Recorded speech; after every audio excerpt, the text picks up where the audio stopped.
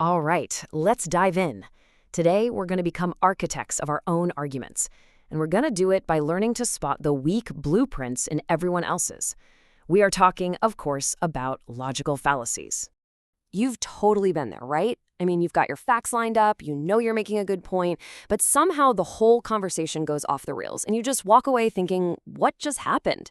Well, the problem probably isn't your facts. It's the faulty logic being used against you. So, what exactly are we dealing with here? It's called a logical fallacy. And really, you can think of it like a crack in the foundation of an argument. On the surface, it might look solid, maybe even persuasive, but underneath, it's just not sound. These are the hidden traps in thinking that make a weak argument seem strong. So, here's our game plan. First, we're going to talk about why this is such a minefield in the first place. Then we'll learn how to dodge three main types of fallacies: the ones that distract you, the ones built on bad assumptions, and the ones that play games with language. And finally, we'll put together a critical thinking toolkit you can take with you. Okay, first section. The argument minefield. Why does any of this even matter? Well, let me tell you, this isn't just about winning arguments on social media. It's about being able to think clearly in a world that is constantly trying to fool you. I mean, think about it. Flawed reasoning is everywhere. It's in advertisements, it's in political speeches, it's in our daily conversations. Learning to spot this stuff is basically like having a built-in BS detector.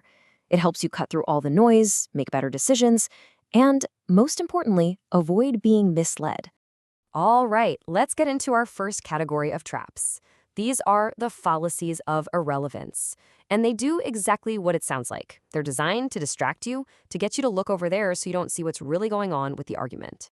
So the whole game here is misdirection. If someone can't beat your argument with facts and logic, what do? They change the subject, or they attack you personally. It's a classic dodge, and once you see it, you'll see it everywhere. And here are three of the biggest offenders. First up, ad hominem. That's just Latin for to the person. Instead of dealing with the financial plan, they attack the guy's clothes. It's totally irrelevant. Then there's tu quoquo, which basically means you too. It's that classic playground tactic. Oh yeah? Well, you did it last week. And a very close cousin to that is whataboutism. This is when someone tries to deflect by bringing up a totally different issue.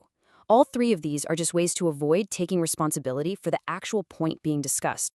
Oh, and here's a huge one: the straw man. This is sneaky. Instead of debating your actual argument, someone will rephrase it into something ridiculous and much easier to defeat.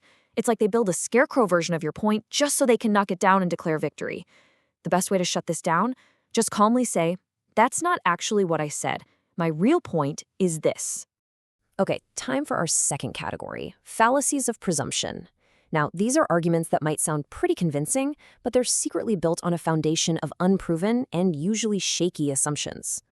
Yeah, these ones are tricky because they kind of ask you to just take a leap of faith with them. They're built on these hidden beliefs or these cause and effect chains where, if you look closely, you realize a link is totally missing.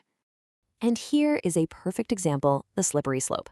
This fallacy claims that if we allow one tiny, minor thing to happen, it will inevitably set off this crazy chain reaction that ends in absolute disaster. The argument just assumes that A leads to B, leads to C, all the way to catastrophic Z, without ever proving that those steps are guaranteed. All you have to do is question one of those links. Just ask, okay, but can you prove that A will definitely cause B? And then there's the false dilemma. This one tries to back you into a corner. It presents a super complex issue as if there are only two choices, and usually they're both extreme. Think, you're either with us or you're against us. The easiest way to break this fallacy is to just point out that a third option exists. Suddenly, the whole black and white argument falls apart. This one has a fancy Latin name, but the idea is simple. Post hoc ergo propter hoc just means after this, therefore because of this. It's a faulty cause and effect link. It's like the rooster who crows every morning and thinks his crowing makes the sun come up. Just because B happened after A, it doesn't mean A caused B. Correlation is not causation, right? And we've all seen this one, the hasty generalization. It's when you have one bad experience with something and then you decide the entire category is bad. You know, I ate at one restaurant in that town and the food was awful, so all the restaurants there must be terrible. It's a huge leap based on way too little evidence. The simple pushback is that really a big enough sample size to be sure? All right, on to our third and final category of fallacies, With these, the problem isn't necessarily a flaw in the structure of the logic itself, but in the tricky words being used to build it. These are the fallacies of ambiguity. See, words can be slippery. They can have more than one meaning, and definitions can get twisted around.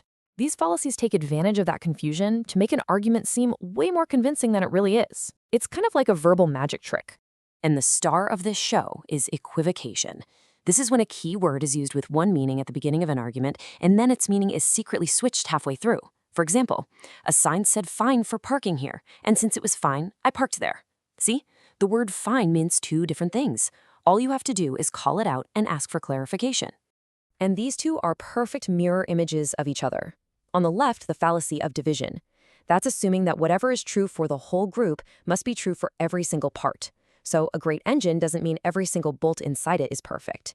And on the right, you have the opposite, the fallacy of composition. That's assuming that what's true for the parts is true for the whole. You can have a basketball team full of superstars who have zero chemistry and can't win a game. So we've spotted the traps, we've mapped out the minefield. Now, what do we do with all this? It's time to pack our critical thinking toolkit so we can actually use this stuff. But first, one last bonus fallacy, because you see this one all the time. I love this quote because it sums up the Texas sharpshooter fallacy perfectly. The story goes that a guy shoots a bunch of holes in the side of a barn, and then goes and draws a target around the biggest cluster of holes to make it look like he's an amazing shot. People do this with data. They cherry-pick the evidence that supports what they already believe and just ignore everything else. Okay, so here's your takeaway. Your simple 3-step spotter's guide. The next time you're listening to an argument that feels a little off, just run it through this checklist in your head. 1, is this a distraction? Are we talking about the point or the person? 2, is there an unjustified assumption here, a huge leap in logic? And 3, is the language clear, or is someone playing word games? And finally, one last really important tool for your kit. Be careful not to commit the fallacy. This is a big one. Just because someone uses a terrible, flawed argument to make a point doesn't automatically mean their conclusion is wrong. They could be right for totally different reasons. So the goal isn't just to shout, aha, fallacy. The goal is to get to the truth. And that means looking past the bad arguments to find the good ones. And that brings us to the final question. You know, spotting these fallacies in other people's arguments, that's the easy part. The real work, the real power of this skill, comes when you turn that critical eye back on yourself. So how are you going to use this to find the flaws in your own thinking? That's when things get really interesting.